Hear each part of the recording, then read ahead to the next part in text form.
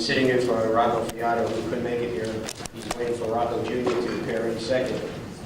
So I'll be chairing the session this afternoon on FT synthesis, transport effects, product distributions, and ruthenium catalysts. We have some hopefully very interesting papers to hear about this afternoon. The first one's going to be from Professor Schulz from the University of Karlsruhe in Germany, entitled Specific Inhibition as the Kinetic Principle of the Fischer-Tropsch Synthesis.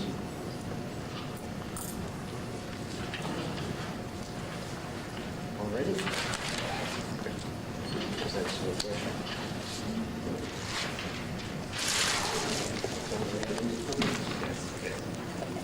Thank you, Mr. Chairman. Good to see kind friend. Ladies and gentlemen.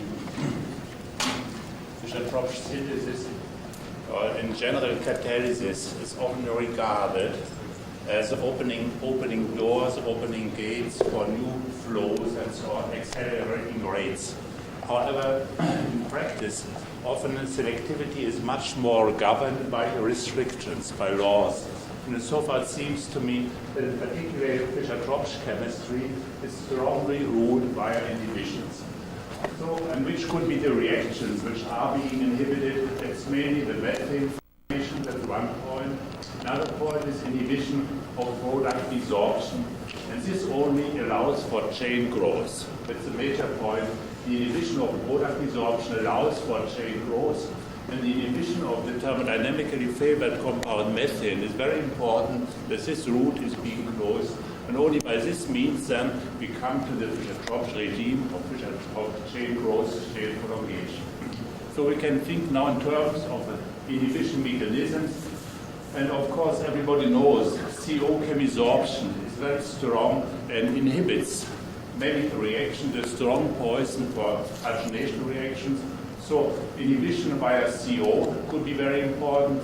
Then the surface may be in part be blocked by carbon, by carbide oxides, by alkali. This may be true for iron. And on the other hand, steric demands, spacious constraints may be of great importance and probably are due for the linearity of the product. So, however, if we want to understand the Fischer-Tropsch chemistry in more detail, then there are a few requirements which must be recognized. So we should have some knowledge about the surface species which are reacting on the surface. A few of them are there picked up, written down, the CO, the hydrogen, the carbon, CH, CH2, CH3, then the same with the radical instead of an H, the oxygen containing ones, and certainly more of them which are not noted down here. On the other hand, we should have some knowledge about the elemental reactions.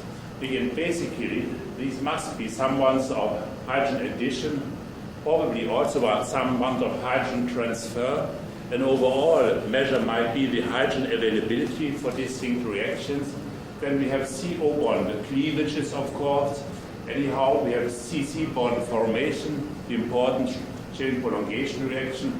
We have the product desorption reaction, particularly to dissolve the product as paraffins, olefins, alcohols, and aldehydes. And on the other hand, if we want to explore the individual reactions within this scheme, we need a model, a kinetic model. And of course, we would start with a simple fluoric kinetics, but this is just the basis. And then we have to extend the model, and we term this once the situation for the Fischer-Tropsch chemistry as one of non-trivial surface polymerization. On the other hand, to evaluate, to prepare nice, clean kinetic data, this needs a reasonable reaction technology. It's not so simple in Fischer-Tropsch catalysis. A good mode is to attain a stationary state in a well-mixed, continuously operated tank reactor, and to have an adequate solvent, for instance, squalane as a solvent is one compound, not the mixture of many ones, so you can easily discriminate products from the solvent. And on the other hand, you need a sophisticated product recovery and analysis. In our case, we use an impulse sampling device in which we fill in fill the samples of vapors and gases in small glass ampoules. We seal them with fusion of the capillary end and then bring this to the gas chromatograph. And on the other hand, we add mixed compounds already to the effluent stream from the reactor.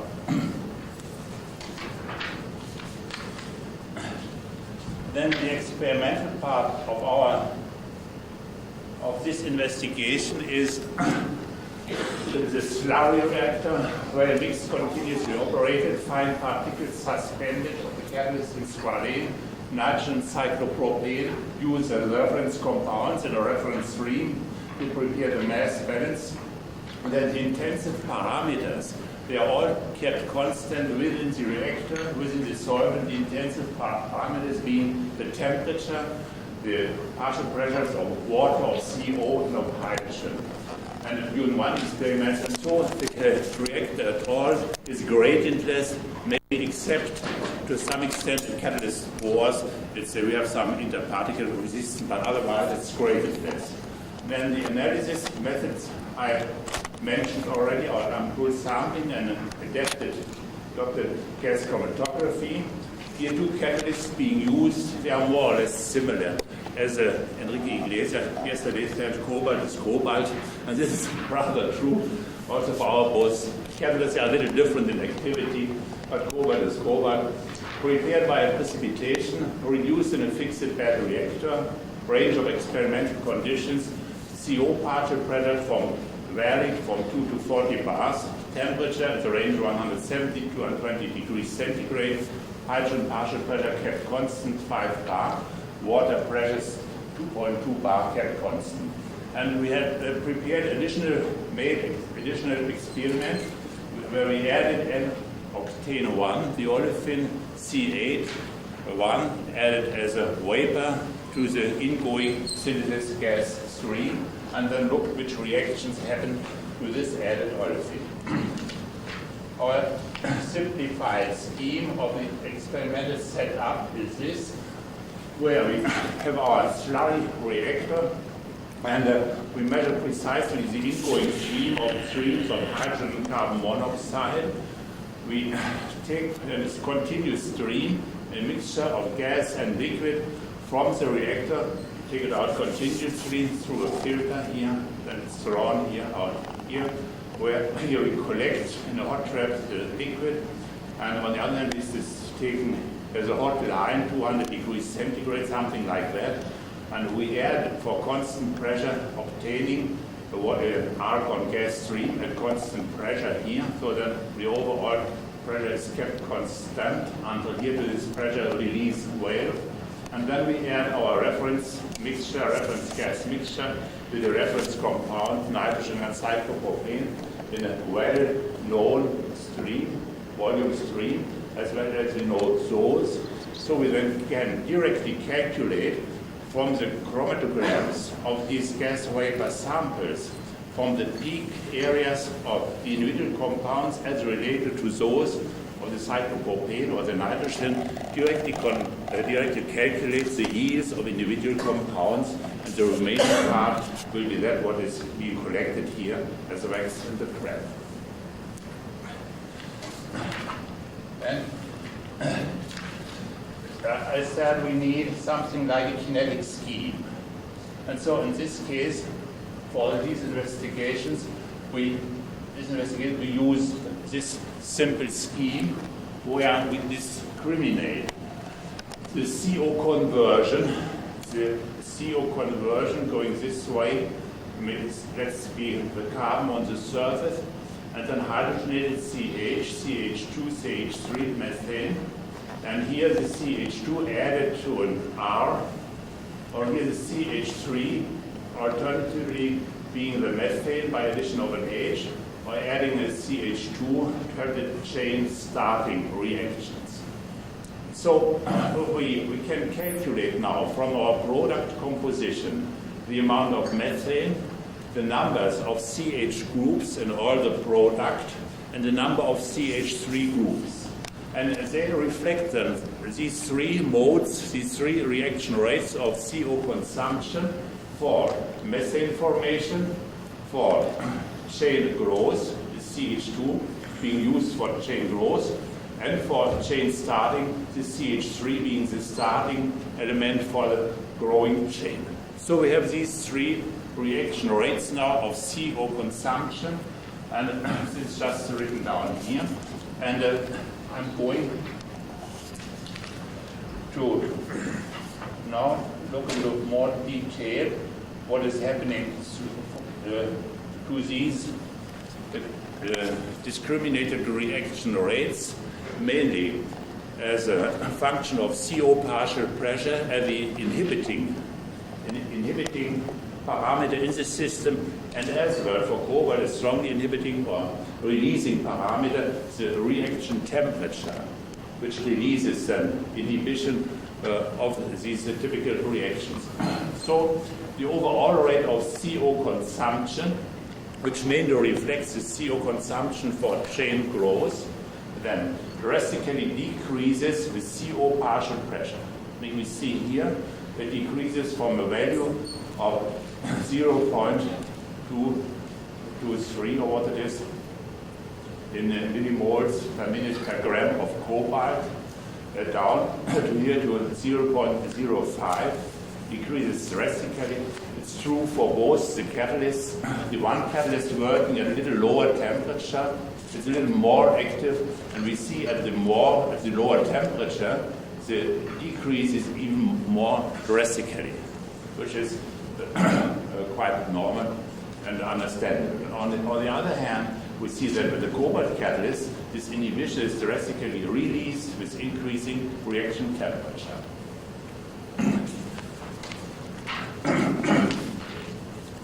Then our so very important methane formation. Our methane formation,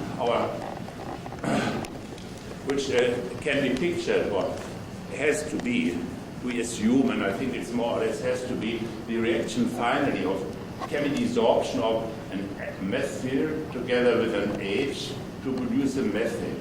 This associative desorption of the methane from the surface. This reaction now, as here reaction rate, decreases drastically with CO partial pressure. This reaction is being inhibited. We see here from the more than 17% of carbon, here methane selectivity of the total carbon in the products, it's going down to some 3% of the total carbon we have in the product. Strong inhibition through the CO partial pressure, and on the other hand, with the cobalt catalyst, it strongly releases this inhibition with increasing temperature, already at 220 degrees. From here, from the 3% of carbon, we come to the more than 20% of carbon in the methane, only increasing the temperature from 170 to 120 degrees. And so we actually then come to the system found by Sabatier and Saint-Laurent, then the invention of the methane synthesis on nickel and cobalt catalysts, which obviously is easily obtained at higher temperatures. And so it's now understandable the early finding of Fischer and Tropsch, the early findings of the formation of liquids, of the gasoline, of liquids from CO and hydrogen only after development of very active catalysts which work at low temperature, and then this chain growth was being observed. This obviously seems to be the major kinetic requisite for Fischer-Tropsch regime to be one. The inhibition, and with the cobalt catalyst in particular, the inhibition via the CO. We now see the methane formation as related to chain start. These are these two reaction rates, the ratio. We see again that methane formation as related to chain starts is again strongly reduced, inhibited with increasing CO partial pressure. So if we have this kinetic scheme, then the methyl group have the alternative options to be a methane molecule or to find a CH2 group to start a chain. This reaction here only proceeds with some selectivity if we block this way of methane formation.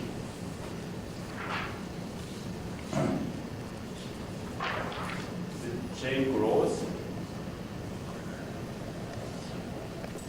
chain, the kinetic scheme and principle of chain growth would be that the surface species have the two alternatives to grow to the next carbon number n+1, or to be desorbed to form a product Pn. This would be the scheme, and we can then take the probabilities both together, desorption and growth, taken as one, and then the growth, that we always quoted alpha, the chain prolongation probability in the Flory kinetics, chain growth probability. And if we take now, here touch this simple scheme, the Flory kinetics, taking the chain prolongation, desorption, carbon number independent, and only taking one sort of products into account, paraffins, olefins, aldehydes, as only one sort of products. Then we now end up here with the chain prolongation probability as a function of CO partial pressure, a strong increase from some 80% to 96% or so chain growth probability. Again, we see this being ruled specifically, strongly by the CO partial pressure, and on the other hand, we see that the temperature as well has a strong increase.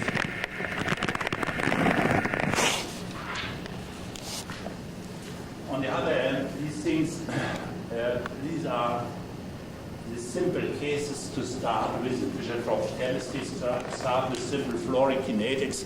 That's okay, that's nice, but you will understand the system in more detail, or you have to, then introduce more further parameters into the system, then you will feel that soon this is just a very simplifying assumption for Fischer-Tropsch chemistry.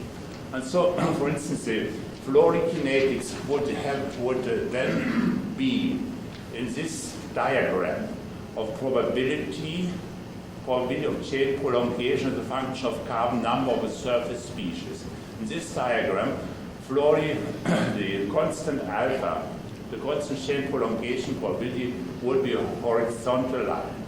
This from our earlier experiments, and then you see here, for instance, there is an area where we have an almost horizontal line. Here we have a little increase, probably to reabsorption of higher olefins with cobalt. Here for the first members, every carbon number is individual. And if we have long chains, of course, then it doesn't matter how long the chain is when we start the chains. Then every carbon number, C2 is different from C3 and so forth. So it's not surprising that we have a decline for the first ones. And methane is a special mechanism. It's a special case anyhow. So these are the normal curves one obtains. However, now in the present investigation, we have increased the CO partial pressure to a high extent, to the 40 bars. And then one obtains at the 40 bars this kind of curve. And this is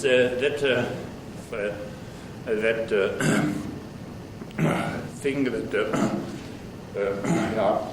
this reabsorption, which is particularly on cobalt and ruthenium, can prevail very much, reabsorption of olefins, and then change the simple Flory kinetics, Flory distribution. Is probably due to this fact that now we have here from these carbon numbers on a strong reabsorption of olefins, and by this means then increase the chain growth probability, and this increases this effect with increasing partial pressure.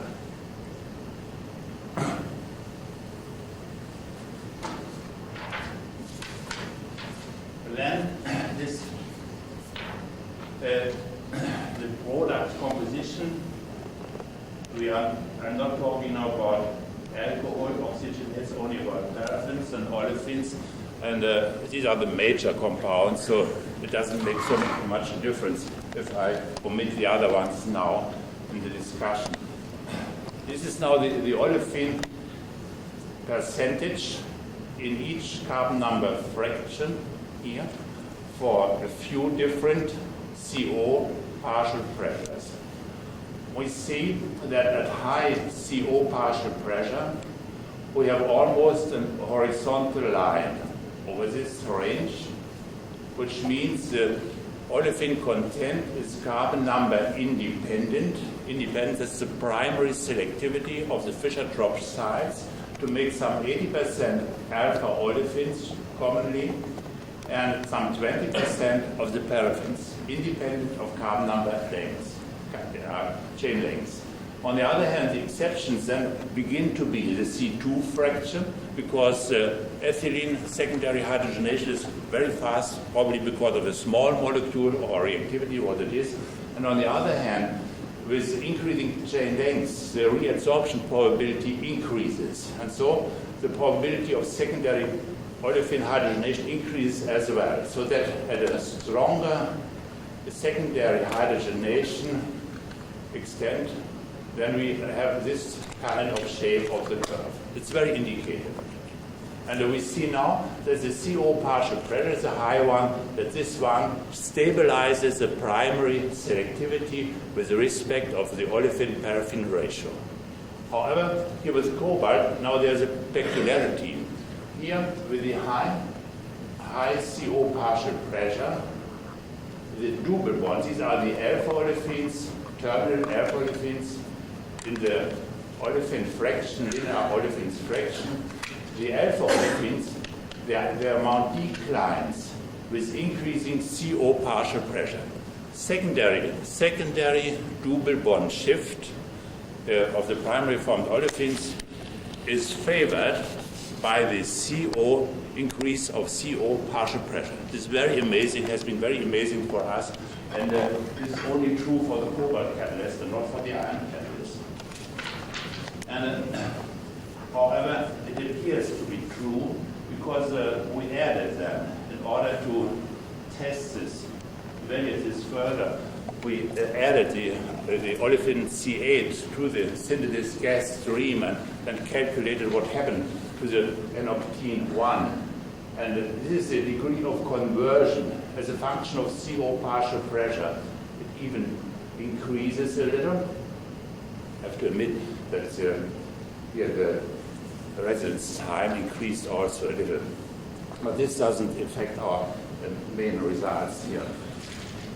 But then we see here the reaction, the selectivity of a reaction of the added octane 1. The selectivity is that the incorporation is some 40%, however, that the hydrogenation of the added olefin goes down to 0.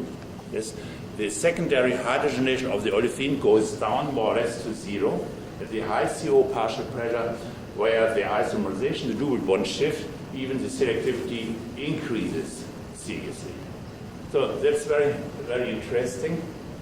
Very interesting. And so we can then say, for instance, here is to 0.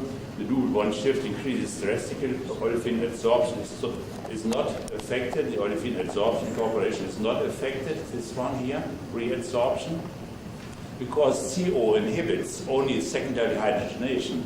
However, it does not decrease the primary paraffin selectivity. We conclude that the secondary olefin hydrogenation and the Fischer-Tropsch chain growth proceed on different catalyst sites. That in brackets are the value for the added olefin, and without the brackets, the values for the olefins synthesized with additional olefin from CO and hydrogen. These values are more or less very precisely the same. And so far then, this we can as well then conclude via this kinetic scheme, for instance, we can that we have the same fate, the same reaction route applies for the added olefin as for the primary olefins in Fischer-Tropsch synthesis, that with increasing CO partial pressure, for this secondary hydrogenation, this second step of adding the associative desorption of hydrogen together with the alkyne to form the paraffin. This second reaction, hydrogenation step, is irreversible and strongly inhibited. However, on the other hand, the first one of adding one H, this is highly reversible and not inhibited with the CO, and so we obtain then via this reversibility then the beta and gamma and so on internal olefins. So the general conclusions for this are just listed up.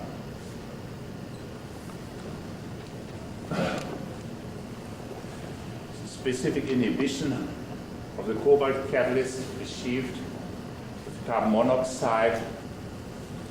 The reaction temperature releases this inhibition.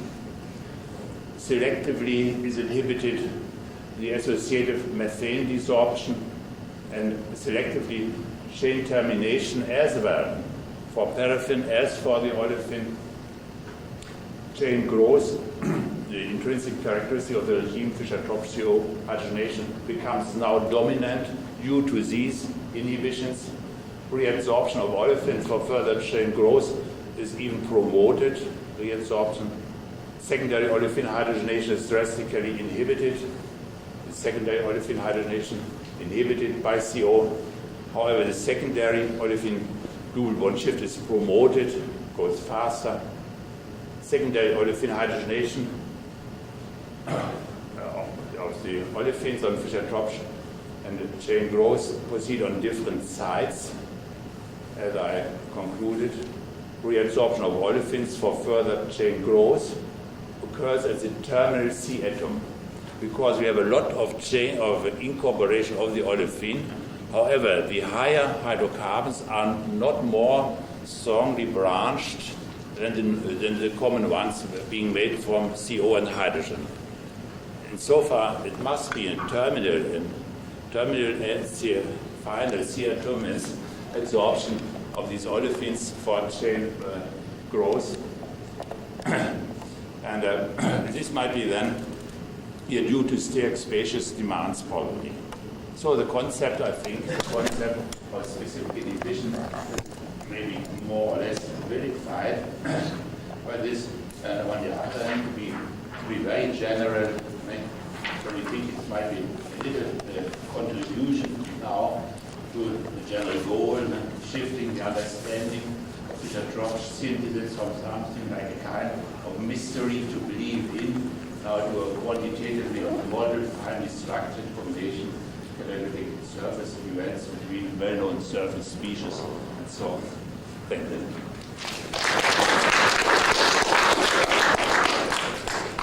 We have time for a couple questions. Hans, how will this apply to iron catalysts? And the catalyst start with different. This kinetic scheme is to some extent in common. The major things are common for different catalysts. But for instance, secondary reactions are different. The inhibitions probably are again different. The inhibitions with the iron, I think, are mainly with carbides, with surface carbon and so on, with the potassium and so on, and not so much with the CO.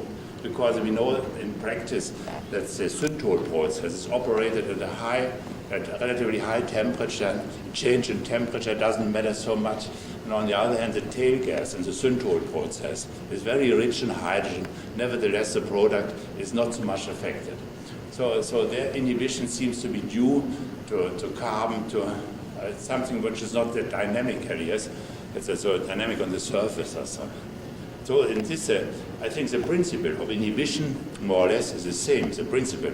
But the mode of inhibition is very different than particularly with iron. This is a very good response. Yeah. Thank you. Yes, Professor. You showed impressive results. You showed that at the high CO pressure, methane formation or secondary olefin hydrogenation is effectively suppressed. But at the same time, I wonder that the reaction itself, That's the reaction. CO, I'm afraid that conversion of CO and reaction rate itself is suppressed by the elevated CO pressure. No, there's no deactivation. We have repeated the experiments, the first one after the others, and so there's no deactivation. That's this good. What I'm asking you is that how about the reaction order with respect to CO pressure? That's another story.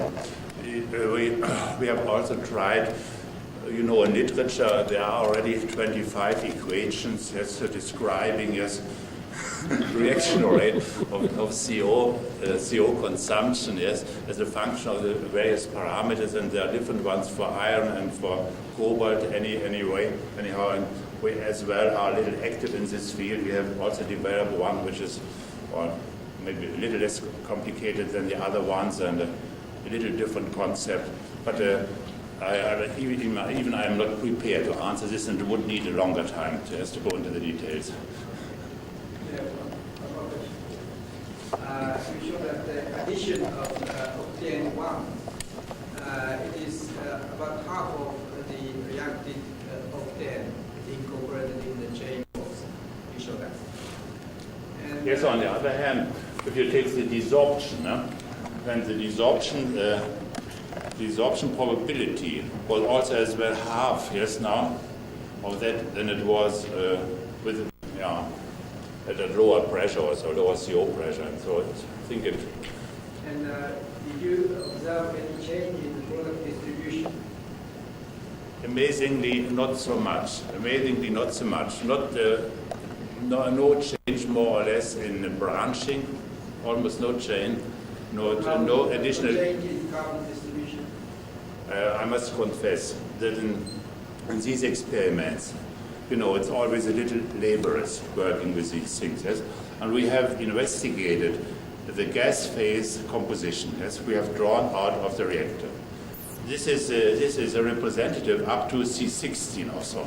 The other things are collected in the reactor over longer time and so, So they are not representative for us in these experiments. They would have to wait longer, another 3 weeks, working under one condition and so. And so these we cannot evaluate from these experiments, Thank you. Well, I think we have to move on to the next presentation. Thank you very much.